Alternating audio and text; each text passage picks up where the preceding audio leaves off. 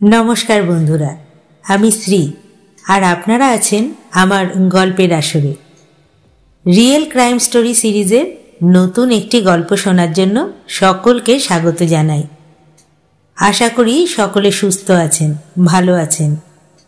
आज आमी आपनादेर जे घटनाटी शोनाबो सेटी शेष पर्यन्त शोनार जन्य सकलके अनुरोध करलाम। भालो लागले किन्तु अवश्यई एकटा लाइक करबेन और आमार चैनलटिके सबस्क्राइब करे आमार पाशे थाकबेन, आमाय सहयोगिता करबेन। पाशे थाका बेल आइकनटा किन्तु अवश्यई प्रेस करे राखबेन, ताते जखोनी आमी नतून कोनो गल्प आपलोड करब तार नोटिफिकेशन आपनादेर काछे सेई मुहूर्तेई पौঁছে যাবে। ताहले चलुन शुरू करछि आजकेर गल्प। आज आमी आपनादेर शोनाচ্ছি हिमाचल प्रदेशेर একটি ফুটফুটে ছোট্ট মেয়ে 16 বছরের গুড়িয়া ধর্ষণ এবং নৃশংস হত্যা মামলার হৃদয় বিদারক আর চাঞ্চল্যকর সত্য। মেয়েটির আসল নাম গুড়িয়া ছিল না, মৃত্যুর পর তার নাম গুড়িয়া রাখা হয়েছিল। এই বেদনাদায়ক আর লজ্জাজনক ঘটনাটি পুরো দেশকে নাড়িয়ে দিয়েছিল, যেখানে পুলিশের বড় অফিসার থেকে শুরু করে কনস্টেবল পর্যন্ত মোট 9 জন পুলিশ কর্মীকে জেলে যেতে হয়েছিল। আসলে কি ঘটেছিল 4 জুলাই 2017-এ? 16 বছর বয়সী গুড়িয়া থাকতো সিমলার একটা ছোট্ট পাহাড়ি গ্রামে। তার বাবা শিবেন্দ্র কুমার এবং মা অর্পিতার 5 সন্তানের মধ্যে সে ছিল চতুর্থ সন্তান। মেয়েদের মধ্যে সবচেয়ে ছোট, তবে ভাই আমানের থেকে বড় ছিল। সবচেয়ে ছোট মেয়ে হওয়ার কারণে গুড়িয়া ছিল তার বাবা মা আর বোনেদের আদরের আর ভাইয়েরও প্রিয়।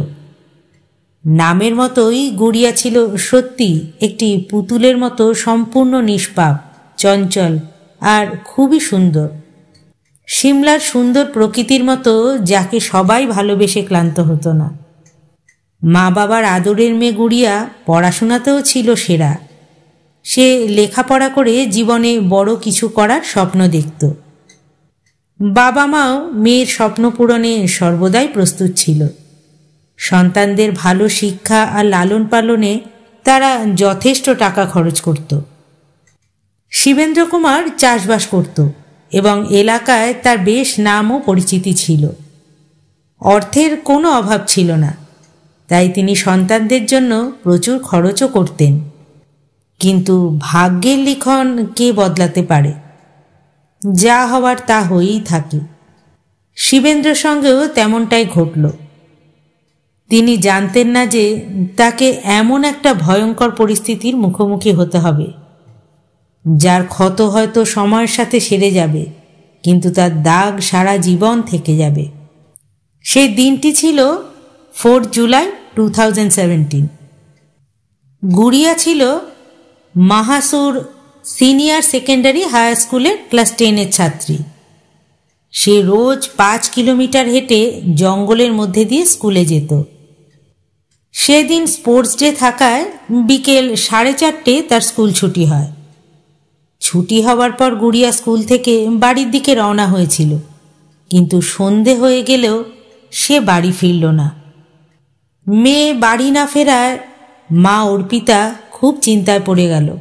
সে ফোন করে স্বামীকে জানায়, সন্ধ্যা হতে চলেছে কিন্তু মেয়ে তো এখনো বাড়ি ফেরেনি, আমার খুব চিন্তা হচ্ছে, স্কুলে একটু ফোন করে খোঁজ নিন, মেয়ে কোথায় গেল। স্ত্রীর কথা শুনে শিবেন্দ্র চিন্তিত হয়ে পড়েন। তিনি স্ত্রীকে বললেন, আমি এখনই স্কুলের প্রধান শিক্ষককে ফোন করে খবর নিচ্ছি, তুমি চিন্তা করো না। এরপর সে প্রধান শিক্ষককে ফোন করে গুড়িয়ার ব্যাপারে জিজ্ঞাসা করলেন। শিবেন্দ্রর কথা শুনে প্রধান শিক্ষকও অবাক হয়ে যান। তিনি জানান, গুড়িয়া আজ স্কুলে এসেছিল এবং ছুটির পর সে নির্দিষ্ট সময়ে বাড়ির দিকে রওনাও দিয়েছে। প্রধান শিক্ষকের কথা শুনে শিবেন্দ্রের দুশ্চিন্তা আরও বেড়ে যায়। তারপর তিনি আত্মীয় স্বজনদের কাছেও ফোন করে মেয়ের খবর নেওয়ার চেষ্টা করেন, কিন্তু গুড়িয়া সেখানেও ছিল না। পরিবারের লোকেদের দুশ্চিন্তা আরও বেড়ে গেল। যে গুড়িয়া গেল তো গেল কোথায়? মনের মধ্যে নানা রকম খারাপ ভাবনা আসছিল তাদের। মেয়ের বাড়ি ফেরার অপেক্ষায় পুরো রাত বাবা মা দুজনে চোখের পাতা এক করতে পারেননি। এদিকে শিবেন্দ্র কোটখাই থানায় গিয়ে মেয়ে নিখোঁজ হওয়ার অভিযোগ দায়ের করেন। পরদিন সকালে শিবেন্দ্র, তার আত্মীয় কয়েকজন এবং প্রতিবেশীরা সকলেই কোটখাই জঙ্গলের গুড়িয়ার খোঁজ করতে থাকে, কিন্তু কোথাও কোনো খোঁজ পাওয়া যায়নি। রহস্যজনকভাবে গুড়িয়া নিখোঁজ হওয়ার 24 ঘন্টারও বেশি সময় পেরিয়ে গিয়েছিল, তবুও তার কোনো সন্ধান পাওয়া যাচ্ছিল না। এর ঠিক 2 দিন পর 6 জুলাই সকালে প্রায় 7:30টার দিকে কোটখাই থানার কাছে হালাইলা গ্রামের পাশে তান্দির জঙ্গলের একটা গর্তের মধ্যে একটি 16-17 বছরের মেয়ের নগ্ন মৃতদেহ পাওয়া যায়। মৃতদেহটি পাওয়ার পরই বন কর্মকর্তারা কোটখাই থানার ইন্সপেক্টর রাজেন্দ্র সিংকে খবর দেন। খবর পেয়ে Rajendra Singh, SI Deepchand, head constable Surat Singh, constable Mohanlal, Rafiq Ali এবং মহিলা কনস্টেবল নেহাকে নিয়ে ঘটনাস্থলে পৌঁছন। ঘটনাস্থলে পৌঁছে তারা তদন্ত শুরু করেন এবং গুড়িয়ার বাবা শিবেন্দ্রকেও সেখানে ডেকে পাঠান। পুলিশের সন্দেহ ছিল এই দেহটি কি 2 দিন ধরে নিখোঁজ গুড়িয়ার হতে পারে। তার বাবা সেখানে থাকলে দেহ শনাক্ত করা সহজ হবে। হালাইলা গ্রামের কাছাকাছি তান্দির জঙ্গলে একটা মেয়ের দেহ পাওয়ার খবর শুনেই শিবেন্দ্র ঘটনাস্থলের দিকে রওনা হন।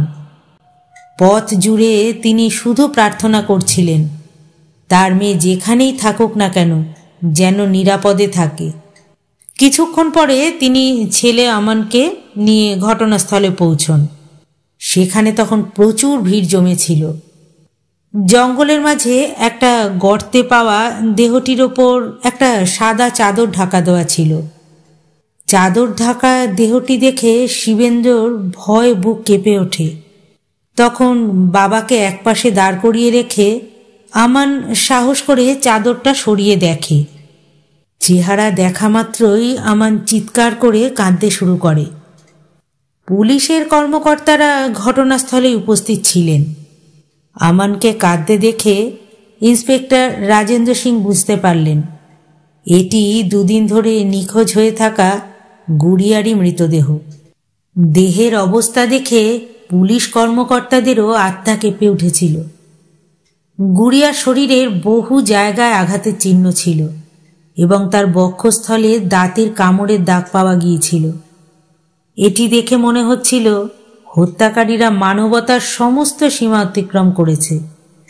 নিষ্ঠুরভাবে ধর্ষণের পর তাদের পরিচয় লুকানোর জন্য এই নিষ্পাপ মেয়েটিকে হত্যা করা হয়েছিল। অনেক খোঁজাখুঁজি করেও ঘটনাস্থলে দেহ ছাড়া আর কিছুই পাওয়া যায়নি। গুড়িয়ার স্কুলের পোশাক, জুতো, মোজা এবং স্কুল ব্যাগটিকেও খুঁজে পাওয়া যায়নি। হত্যাকারীরা যে এগুলো কোথায় লুকিয়েছিল তা কেউই জানত না। গুড়িয়ার হত্যার খবর আগুনের মতো সিমলা ও তার চারপাশের অঞ্চলে ছড়িয়ে পড়ে। খবর পেয়ে শিবেন্দ্রর পরিচিতরাও ঘটনাস্থলে আসতে শুরু করেন। এসপি নেগি তখন দ্রুত দেহের পঞ্চনামা তৈরি করে পোস্টমর্টমের নির্দেশ দেন। ইন্সপেক্টর রাজেন্দ্র সিং তড়িঘড়ি ঘটনাস্থলের প্রয়োজনীয় কাজ শেষ করে দেহটি সিমলা জেলা হাসপাতালে পোস্টমর্টমের জন্য পাঠিয়ে দেন। পাশাপাশি ভারতীয় দণ্ডবিধির 302 এবং 376 ধারার সঙ্গে পক্সো আইনের 4 নম্বর ধারা যুক্ত করে অজ্ঞাত পরিচয়ের বিরুদ্ধে মামলা দায়ের করা হয়। 7 জুলাই সকালে গুড়িয়া ধর্ষণ ও হত্যা মামলার বিরুদ্ধে সিমলার রাস্তায় যে প্রতিবাদ আর আন্দোলন শুরু হয় তাতে পুলিশ প্রশাসনের ওপর প্রচণ্ড চাপ সৃষ্টি হয়। সিমলা প্রশাসনের হাত থেকে এই মামলা বেরিয়ে ডিজিপির দপ্তর পর্যন্ত পৌঁছে যায়। মামলার গুরুত্ব বুঝে ডিজিপি কঠোর পদক্ষেপ গ্রহণ করেন এবং 10 July special investigation team SIT গঠনের নির্দেশ দেন। ডিজিপি তার অধস্তন কর্মকর্তাদের কড়াভাবে বলেন যে নিষ্পাপ এই মেয়েটির হত্যাকারীদের যে কোনো পরিস্থিতিতেই জেলে পাঠাতে হবে। এই সময় গুড়িয়ার হত্যাকারীদের গ্রেপ্তার করে শাস্তি দেওয়ার জন্য সিমলার বিখ্যাত এনজিও মদত সেবা ট্রাস্টের চেয়ারম্যান বিকাশ থাপা এবং তার সহকর্মী তনুজা থাপা জন আন্দোলনে ঝাঁপিয়ে পড়েন। পুলিশ এই হত্যাকারীদের গ্রেপ্তার করার জন্য হিমাচল প্রদেশের মুখ্যমন্ত্রী এবং ডিজিপির প্রবল চাপের মধ্যে ছিল। তারা প্রতিটি মুহূর্তে তদন্তের অগ্রগতি সম্পর্কে রিপোর্ট দাবি করছিলেন। পুলিশের 3 দিনের কঠোর পরিশ্রম সফল হয় এবং সন্দেহের ভিত্তিতে 13 জুলাই সন্ধ্যায় 5 জনকে গ্রেপ্তার করে তারা। তাদের নাম ছিল সুরত সিং, রাজেন্দ্র সিং ওরফে রাজু, সুভাষ বিস্ত, লোকজন ওরফে ছোটু এবং দীপক। এরা সবাই সিমলাতেই বসবাস করত এবং একে অপরের ঘনিষ্ঠ বন্ধু ছিল। পুলিশ এই 5 জনকে ধর্ষণ এবং হত্যা মামলায় অভিযুক্ত করে। তাদের টানা 5 দিন ধরে থানায় কড়া জিজ্ঞাসাবাদ করতে থাকে। পুলিশ সুরত সিংকে গ্যাংরেপের মূল অভিযুক্ত হিসাবে ধরে নিয়ে তাকে কঠোরভাবে নির্যাতন করে। পুলিশের এই অমানবিক অত্যাচারের ফলে পুলিশ হেফাজতে থাকা সুরত সিং মারা যায়। গ্যাংরেপের অভিযুক্ত সুরত সিংয়ের মৃত্যু হতেই সিমলার ঠান্ডা পাহাড়ি পরিবেশ যেন হঠাৎই অশান্ত হয়ে ওঠে। এই ঘটনার প্রভাবে পুলিশের দপ্তর প্রবল চাপের মুখে পড়ে। এটি ছিল 18 জুলাই 2017 ঘটনা। সুরত সিংয়ের মৃত্যুর পর এই মামলার তদন্ত সিবিআইয়ের হাতে তুলে দেওয়ার দাবিতে আন্দোলন শুরু হয়। শেষমেশ সরকার বাধ্য হয়ে তাদের দাবি মেনে 19 জুলাই মামলার তদন্তের ভার সিবিআইয়ের হাতে তুলে দেয়। তদন্তের দায়িত্ব সিবিআইয়ের দক্ষ এসপি এস গুরমের ওপর অর্পণ করা হয়, যাকে সহযোগিতা করেন ডিএসপি সীমা পাহুজা। তদন্তের দায়িত্ব নেওয়ার পর এসপি গুরম সিবিআইয়ের দিল্লি সদর দপ্তরে 2টো পৃথক মামলা নথিভুক্ত করেন। প্রথমটি ছিল গুড়িয়া ধর্ষণ ও হত্যা মামলা এবং দ্বিতীয়টি ছিল অভিযুক্ত সুরত সিংয়ের পুলিশ হেফাজতে মৃত্যুর মামলা। পুলিশের বিরুদ্ধে অভিযোগ ছিল যে সুরত সিংকে হেফাজতে নিয়ে তারা নির্মমভাবে মারধর করেছিল, যার ফলেই তার মৃত্যু হয়েছিল। যাই হোক, সিবিআইয়ের এসপি এস গুরম হিমাচল পুলিশের সন্দেহের ভিত্তিতে অভিযুক্ত বাকি 4 জন রাজেন্দ্র সিং ওরফে রাজু, সুভাষ বিস্ত, লোকজন ওরফে ছোট্টু এবং দীপক, এই 4 জনকে জামিনে মুক্তি দেয় এবং গুড়িয়া ধর্ষণ ও হত্যা মামলার তদন্ত নতুনভাবে শুরু করেন। তিনি তদন্তের কাজ শুরু করেন সেই জায়গা থেকে যেখানে গুড়িয়ার দেহ পাওয়া গিয়েছিল। প্রথমেই তারা জঙ্গলে চিরুনি তল্লাশি শুরু করে এবং সেখানে যাওয়া আসার পথগুলোকে ভালোভাবে পর্যবেক্ষণ করে। তারা প্রায় 1000 লোককে জিজ্ঞাসাবাদ করে এবং সন্দেহভাজন লোকেদের ডিএনএ সংগ্রহ করতে থাকে। এদিকে সিবিআই যখন অভিযুক্ত 4 জনকে ছেড়ে দিয়েছিল, তখন মদত সেবা ট্রাস্টের চেয়ারম্যান বিকাশ থাপা এবং তার সহযোগী তনুজা থাপা হিমাচলের মুখ্যমন্ত্রী বীরভদ্র সিংয়ের সঙ্গে দেখা করে সিবিআইয়ের কার্যকলাপ নিয়ে অসন্তোষ প্রকাশ করে। তারপর সিবিআই 9 মাসের নিরলস প্রচেষ্টার পর সাফল্য পায়। হালাইলার জঙ্গলে এক কাঠুরে রাজু, তাকে সন্দেহভাজন হিসেবে গ্রেপ্তার করে তারা এবং তাকে জিজ্ঞাসাবাদ করা হয়। রাজু নিজেকে নির্দোষ দাবি করে এবং সে সিবিআইয়ের কর্মকর্তাদের জানায় 5 জুলাই সে জঙ্গলে অনিল ওরফে নীলুকে অস্বাভাবিক অবস্থায় দেখেছিল। তারপর থেকে নীলুকে আর দেখা যায়নি। নীলু ছিল মান্ডি জেলার বটর এলাকার বাসিন্দা এবং কোটখাই জঙ্গলে একজন ঠিকাদারের অধীনে সে কাঠ চেরাইয়ের কাজ করত। রাজুর এই বক্তব্য শোনার পর এসপি গুরম রাজুকে ছেড়ে দেয় এবং নীলুকে ধরার জন্য একটা ফাঁদ পাতে। অবশেষে 13 এপ্রিল 2018 সিবিআই সিমলার হাটকোটি এলাকা থেকে অনিল ওরফে নীলুকে গ্রেপ্তার করে, যখন সে সিমলা ছেড়ে পালানোর চেষ্টা করছিল। এসপি গুরম গ্রেপ্তার করা নীলুকে সরাসরি সিবিআই সদর দপ্তর দিল্লিতে নিয়ে যায় এবং সেখানে তাকে জিজ্ঞাসাবাদ করেন। সিবিআই প্রশ্নবাণের সামনে অনিল ওরফে নীলু ভেঙে পড়ে এবং স্বীকার করে যে সেই গুড়িয়া ধর্ষণ ও হত্যা মামলাটি ঘটিয়েছিল। এরপর সে পুরো ঘটনাটা অকপটে বর্ণনা করে। 28 বছর বয়সী অনিল ওরফে নীলু ওরফে কমলেশ ওরফে চরানি মূলত মান্ডি জেলার বটর এলাকার বাসিন্দা। সে সিমলার কোটখাই থানার মাহাসু এলাকার একটা ঘর ভাড়া করে একাই থাকত। হালাইলা গ্রামের কাছে তান্দি জঙ্গলে এক ঠিকাদারের কাছে কাঠ চিরায়ের কাজ করত। অনিল অবিবাহিত ছিল। শারীরিকভাবে সে ছিল রোগা এবং দুর্বল, দেখলে মনে হতো একেবারেই নিরীহ মানুষ, কিন্তু আসলে সে ছিল একজন অত্যন্ত দুশ্চরিত্র ও লম্পট লোক। রাস্তায় কোনো মেয়েকে দেখলেই তার মনে কামনা বাসনা জেগে উঠত। শুধু তাই নয়, সেই মহিলা তার দৃষ্টির বাইরে না যাওয়া পর্যন্ত সে তার দিকে কামুক দৃষ্টিতেই তাকিয়ে থাকত। গুড়িয়া প্রতিদিনই তান্দির জঙ্গলের পথ দিয়ে স্কুলে যেত এবং আবার সেখান দিয়েই বাড়ি ফিরত। নীলুর নজর গুড়িয়ার ওপর অনেক দিন ধরেই ছিল, কিন্তু গুড়িয়ার সঙ্গে তার ভাই এবং অন্যান্যরা থাকত বলে এতদিন সে কিছু করতে সাহস পায়নি। সময়টা ছিল 2017 সালের জুলাই মাস। সেই সময় বর্ষার কারণে জঙ্গলে কাঠ চিরাইয়ের কাজ বন্ধ ছিল। তবে নীলু প্রতিদিনই তার কাজের জায়গায় যেত। এদিকে গুড়িয়ার স্কুলও চালু ছিল। সে ক্লাস 10-এর ছাত্রী ছিল এবং নিয়মিতই স্কুলে যেত। স্কুলে যাতায়াতের জন্য তাকে তান্দির জঙ্গলের পথই ব্যবহার করতে হতো। 4 জুলাই 2017 এই দিন বিকেল 4:30 সময় তার স্কুল ছুটি হয় এবং স্কুল ছুটির পর সে একা একাই জঙ্গলের পথ ধরে বাড়ির দিকে রওনা হয়। এদিকে নীলু জঙ্গলে ওত পেতেই বসেছিল গুড়িয়ার আসার অপেক্ষায়। আজ তার নোংরা পরিকল্পনা সে বাস্তবায়িত করার ইচ্ছেই মনে মনে রেখেছিল। গুড়িয়াকে জঙ্গলের পথে আসতে দেখেই নীলু প্রথমে সতর্ক হয়ে যায় যে তার সঙ্গে কেউ আছে কিনা। যখন সে দেখতে পায় যে গুড়িয়া একা আসছে, সে পেছন থেকে গুড়িয়ার মুখ চেপে ধরে তাকে জাপটে ধরে ফেলে। আকস্মিক আক্রমণে গুড়িয়া খুব ভয় পেয়ে যায়।